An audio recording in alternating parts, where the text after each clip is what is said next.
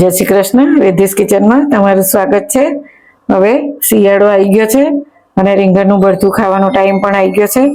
હવે મેં એના માટે આ એક રીંગણ, મોટું ભડા રીંગણ લીધું છે. એનું આજે આપણે ભરથું બનાવીશું. એના માટે આપણે રીંગણની અંદર આ ચપ્પાની મદદથી આ રીતે કાપા કરીશું. એટલે એને આપણે શેકવાનું છે ગેસ ઉપર. એટલે આ કાપા પાડીએ એટલે અંદર સુધી શેકાઈ જાય.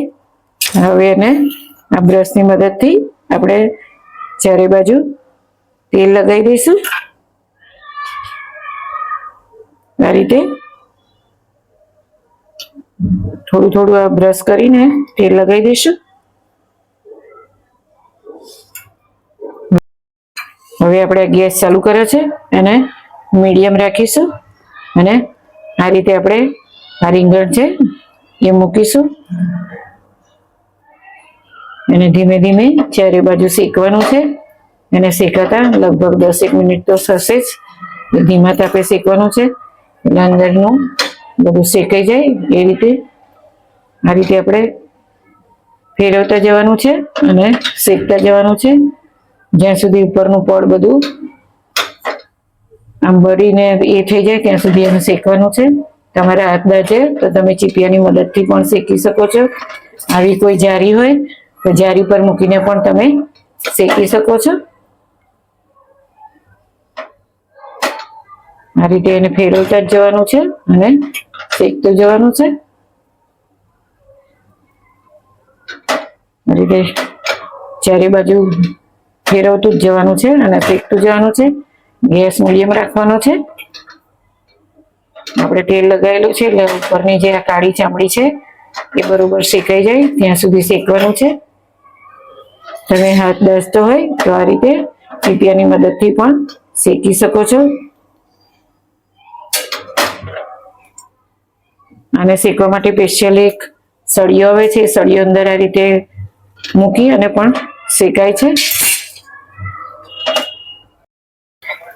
જો હવે આપણું આ રીંગણ શેકાઈ જવાયું છે. આ જે ચામડી છે એ બધી નીકળી જવાઈ છે. હવે એને અહીંયા બીટા આગળથી આ રીતે શેકી લેવાનું છે. ચારે બાજુથી શેકાઈ ગયું છે. હવે આપણે એને ઠંડુ કરવા મૂકી દઈશું. આ રીતે એની ચામડી તરત જ નીકળી જશે. ઠંડુ પડશે એટલે આ રીતે એને આપણે છોલી કાઢવાનું છે. હવે આપણે આ રીંગણને છોલી અને એના પીસ કરી લીધા છે. એને આપણે જે પીસવાનું એ આવે છે કટર, એનાથી પીસી લઈશું. આ ડુંગળી છે, આ ટામેટા છે, આ લીલી ડુંગળી છે. ભરથાની અંદર લીલી ડુંગળી બહુ સરસ લાગે છે. આ આદુ મરચાં લસણની પેસ્ટ છે. હવે પેનમાં આપણે તેલ મૂક્યું છે. આની અંદર થોડું તેલ વધારે હોય તો ભરથાની અંદર સારું લાગે છે. હવે એની અંદર આપણે 1 ચમચી જીરું નાખીશું. જીરું થોડું તતડી જાય એટલે એની અંદર આપણે 1 ચમચી હિંગ નાખીશું. હિંગ થોડી તતડી જાય એટલે એની અંદર આપણે આદુ મરચાં લસણની પેસ્ટ નાખીશું. એને થોડી સાંકળી લઈશું. હવે એની અંદર કલર આવે એના માટે આપણે પહેલા થોડી હળદર નાખી દઈશું.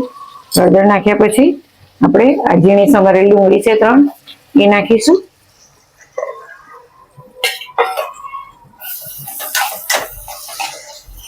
પહેલા 2 મિનિટ થોડા ફાસ્ટ તાપે એને આપણે શેકી લેવાની છે.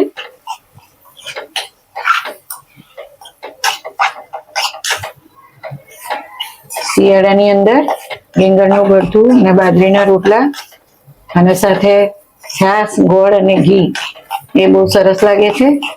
અત્યારે દિવાળીમાં તમે બધા મીઠાઈ ખાઈ અને મોઢું થોડું મીઠું થઈ ગયું હશે તો આ તીખું બનાવીને ખાવાથી બહુ સરસ ટેસ્ટ લાગે છે. હવે આને આપણે ઢાંકી અને 5 મિનિટ થવા દઈશું. હવે આપણી આ ડુંગળી થોડી હચકચરી સંકળાઈ ગઈ છે. એની અંદર આપણે આ એક ટામેટું સમારેલું છે ઝીણું એ નાખી દઈશું અને અંદર થોડું મીઠું નાખીશું.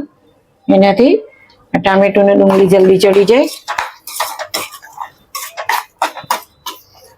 ડુંગળી ને ટામેટું બરોબર ચડી જાય પછી આપણે એની અંદર રૂટીન મસાલા કરવાના છે.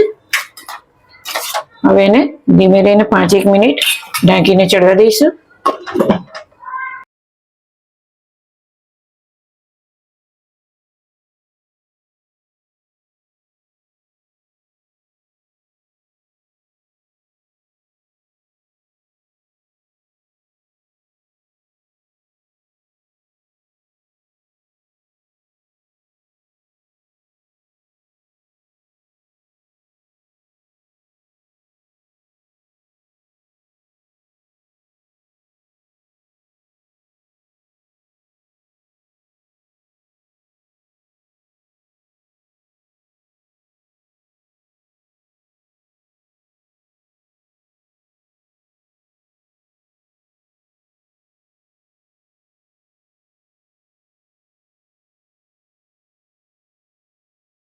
આપણે આ જે રીંગણનો માવો છે એને આ મેસરથી આ રીતે મિક્સ કરી લઈશું.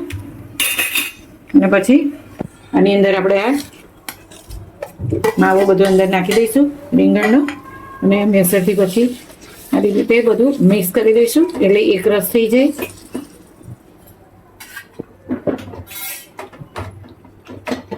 ગેસ એકદમ ધીમો રાખવાનો છે.